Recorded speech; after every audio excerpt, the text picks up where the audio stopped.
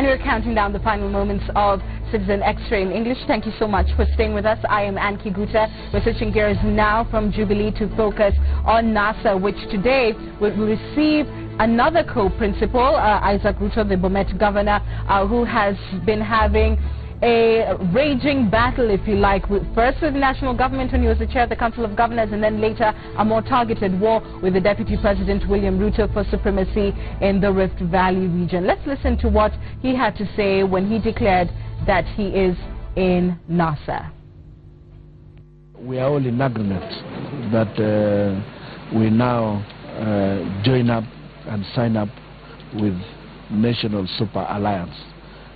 Because we've agreed on certain things, and we'll now proceed after the nominations tomorrow. We will agree on an appropriate place and time, and we'll proceed to do just that. And joining me now in studio is Javas Bigambo, Benjindolo, and Onchario Yeo, who are all political analysts and governance experts. You're welcome to this quadrant of the show. Yeo, let me begin with you. What are the calculations of Isaac Ruto? Because, you know, when he was chair of the Council of Governors, certainly he was a formidable opponent, if you like, with that backing of 40-plus governors, you know, when challenging national government, and that certainly did give him quite a degree of clout. But later, in terms of asserting himself in the Rift Valley region, that's a little bit questionable, to the extent that he has other, you know, voices in that race for the kind of like succession of Rift Valley. There's, of course, Gideon Moi, who now has declared his support for President Uhuru Kenyatta's re-election. And then there's the Deputy President, who perhaps is at the top of this list of leaders. What is Isaac going for in this? Thank you so much, Anne. I think Isaac Ruto is cornered. Of course, he's had a couple of disagreements with the Deputy President, who is the top politician from Rift Valley. And because he doesn't have a way back to Jubilee, I think he has to stand out and show that he has some kind of strength. But at the end of the day, his re-election, I think, lies in the balance. It's possible that he's going to lose his seat to a Jubilee candidate, and I don't think he has much to get from NASA, given the bleak, outcome that is likely to be given this organization that the National Super Alliance has. So it's just gambling. That is what it is. I don't think he has any sure move, not with his chama cha mashinani or chama cha mashetani, as the Deputy President likes to call it. I don't think he's sure of anything. All right, Benji, is this, it's certainly a gamble in all politics, certainly is, but is this not a very well-calculated one? What does he stand to gain by joining NASA or being NASA's point man in the Rift? And it is a well-calculated move.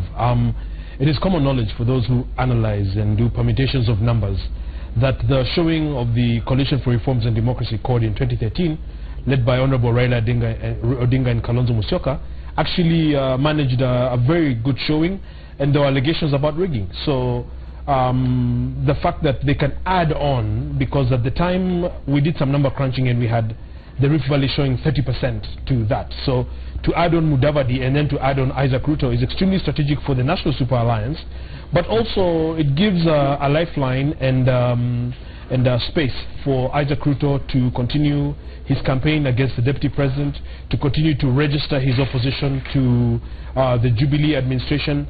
And with that also his relevance. I think that strategically, of course, also what he's tried to do is fill in the hole left by Salat of Ndani. And so this is a major development, and on many levels, not just at the level of the governor of Bomet, but also on the national scale, where the numbers are looking very much in favor of NASA, but overshadowed by the fact that NASA seems unable. They're doing themselves a big disservice by seemingly being unable to decide on their hierarchy on the flag bearer issue. So it is a major development if you look at the numbers strictly, but also the perceptions that part of the Rift Valley can also be in the National Super Alliance. And you know, to the extent that the Rift Valley is vote rich, I mean, then yes, one would agree with numbers as being a calculation, but is Isaac Ruto the man to deliver any significant share of those numbers or steal them away from Jubilee, Javas? Well, the fire-spitting Bomet governor is unavoidably a man to watch, he's an interesting politician, and when you go back into his history, whether it's during the Kanu days when he was left the airport in South Africa and all, you realize that he is a renegade who is self-made, and he likes creating his own position and moving in the direction that he determines himself. Now you realize that he met the Kipsigis Council of Elders. After the tragic demise of the late Kipkalia Kones, the Kipsigis people have lacked a clear spokesperson, a clear leader. And when you look at Governor Isaac Ruto, he has tried to distinguish himself and position himself as that leader, that spokesperson of the Kipsigis community. And the question then arises, when you look at the entire Rift Valley, is Governor Ruto able to marshal the support and in fact create, sustain an onslaught against the political machine of Deputy President William Ruto? And that's what I'm asking you, Java, yes, but separate the two for me. Yes, because if it's about a sustained campaign against the administration, we know he can do that. Like you said, he's fire spitting. But it's an entirely different question to talk about whether he has the people behind him. Do you feel that is the case? Exactly. Now you see, he has branded himself as this politician that actually can chart his own path. But now, when you look at, for example, last election, the side of ODM, the side of Raila Odinga, had Kosgei on their side, had Margaret Langat, etc. And they were not able to pull a huge chunk of Rift Valley to back Raila Odinga. Now, when you look with the isolation of Isaac Ruto and whatever beef he has with the Deputy President, he may not necessarily be able to wrestle a huge or significant vote to the side of Raila Odinga, but of course he'll cause a storm. And when you go to the ground, he has come to his ground very well. It's a give and take, it's a 50-50 chance whether he may survive to retain his seat as a person. Some people may vote for him as a person for governor, but may vote for President Uhuru Kenyatta for president. He may not necessarily commandeer the electorate down there in Bomet, for example, to vote whether it's the 6 EPs, as it's always said, from president all the way to the MCA. So the challenge he faces is to possibly marshal not the support of just Bomet area alone, but that entire side of South Rift. And of course he has got another cap to his head, which is the new party that now is of course credit is to him.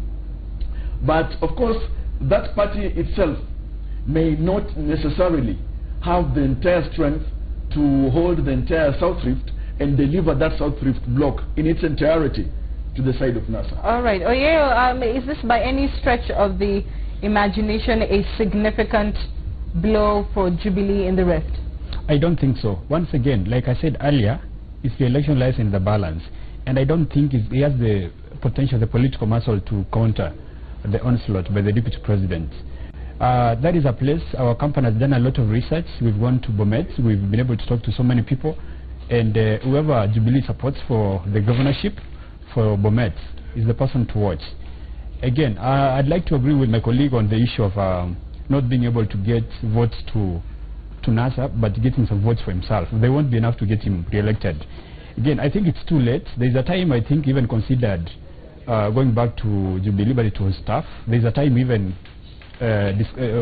talked about wanting to support President Uhuru and still, sticking to his party. So he's been cornered. That is why I think he's now made the only move that he had to make. And what do you then think would be the best outcome for him post this particular election? One, that of course he retains the governor's seat, but I mean going forward, what does it prop him up for? I think as we move forward again after the election, of course, on the 8th of August, I don't expect NASA to remain intact as a coalition. That leaves him, I think, as a political fan who won't be in office, and it will be very tough because he's going to be in a position, a place, a location where the deputy president is a darling of the people, very strong and very powerful, which means it's a serious political miscalculation which spells doom for his political future. Benji, if it was the flip side, what would his best possible chances be post this election? No, and first of all, I disagree with Oyeyo. I think he's being too diabolical in how he's looking at it. He's being too pessimistic. There's an English saying that says, the enemy of my enemy is my friend. There are serious issues between DP Ruto on supremacy, on policy, on performance, on politics, and Honorable Senator Gideon Moi. Therefore, even though they have talked about this support for Jubilee, which the senator came out and clarified that our support is to President Uhuru Kenyatta, you know, very cunningly leaving out DP Ruto. I think the fact of the matter is that this opposition to Ruto will continue from Moi by way of DP Ruto, by way of Governor Isaac Ruto. And so NASA wouldn't need, you know, but just 25-30% of the vote, which they could get that. Number two, there's a revolt that is being led by the governor in the entire South Rift, you could argue. Number three, Jubilee has had a lot of issues with deliverables, with numbers not gelling and adding up. You saw the portal last week. You saw a lot of the promises on roads, etc. And so all these things combined actually, you know, at best breed voter apathy, and at worst breed also a voter, you know, revolt. And so I think that this can be a game changer against DP Ruto. And not just that, I think even if Isaac Ruto didn't get re-elected, I think his main focus is to disrupt the deputy president, after which then with that fallout then he can see what is to be offered. But I think we must not confuse his role and his own political ambition as far as the governor's seat is concerned. Jarvis, your final thoughts? Scaling up political premium, and scaling up political premium. And that's what Governor Ruto wants. He wants to position himself as this politician who's got a great future, and that somebody may need to call him to the table. And already with the interest, the dangling of the carrot by NASA and its principles, the original 4 principles, he's then coming in as, you know, the 5th principle gives him some political weight. And that works for him, and which is a good thing. And of course, you know what NASA is doing is playing a political psychological game, where to show that they are coalescing, the numbers are increasing, and that the political weight is adding up, and this, of course, to the chagrin of Jubilee. So basically here it's a tactical game. Remember that, for example, somebody like Raila Odinga has known and distinguished himself as a master tactician, and he's trying to play a political psychology game here, which of course also works well for NASA and for the support base of the NASA admirers. All right. Oyeyo, you've been very categorical that you think this move is going nowhere. Nonetheless, as the game is being played, well, while he is within this NASA formation, what would it be important for him to remember? Certainly, he's not per se sitting at a table of with equals. These are all, to a large extent, far more seasoned than he is, and if he's going to get anything out of this, certainly he'll have to be very calculated in terms of his relationship with the 4 preceding him. What calculations should he be making in a NASA equation? Well, thank you so much. What he has to do is to make sure that it's not just a principle in name. I think you've been able to see what's going on in Western Kenya. Some lawyers came out and began protesting, saying, Chief Minister Nwewe, you know, it's some kind of rebellion against the issue of making Mudavadi a Chief Minister, which of course does not exist in our current constitution. So it's like political tokenism, which does not amount to anything. So he has to be very, very careful. He doesn't have to be duped into some kind of, you know, political game which does not bring anything to him. And I'm very sure guys at the ground are watching very keenly to find out what NASA is going to give him.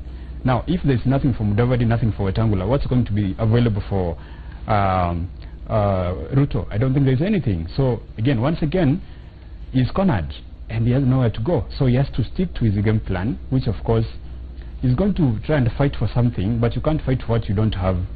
There's nothing for Mudavadi, there's nothing for Wetangula, so how can we have something for Ruto? Right. The sun has to shine on those who are standing before it can shine on those who are kneeling. It's kneeling. Oh dear. Benji. Again, that is overly skeptical. I think the focus in a presidential election and in a general election is first of all to back the presidency.